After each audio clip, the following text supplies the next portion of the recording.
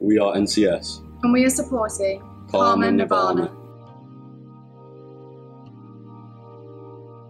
Jasvinder Sangira developed this charity in 1993, but have you ever heard of it? It is the fight against honour-based crimes and forced marriages.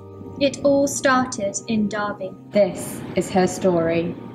At 14, Jasvinder was told she was to be married. She'd been promised to a man at the age of 8. She was presented with a photograph of the man she would spend the rest of her life with, and Jasvinder said no. She was taken out of education at 15 and a half. She was padlocked in her room. At 16, she ran away from home. Her mother told her that if she did not come home and marry who they wanted, she was dead to the family. Jasvinder didn't go home. She was disowned and abandoned by her own family. In her teenage years, she tried to take her life twice. Although she was left alone as a young, scared child, Jasvinder went on to have a happy life with her husband and children. Her sister Rabina wasn't so lucky. She was forced into an abusive marriage. Despite asking her parents for help, Rabina finally set herself on fire to end the pain. And her parents? They told Jasvinder it was better she died than dishonour her own family. This happens, we cannot ignore it.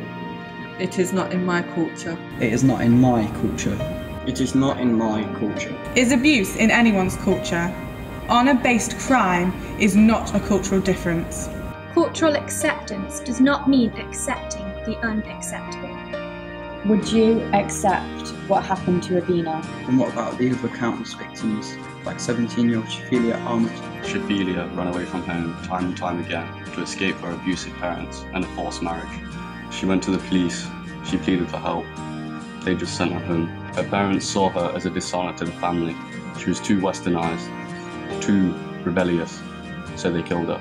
They pinned her down and forced a plastic bag down her throat until she suffocated. Her siblings looked on. People like Shafila need our help. Karma Nirvana has made massive progress in preventing forced marriages and honour-based crime.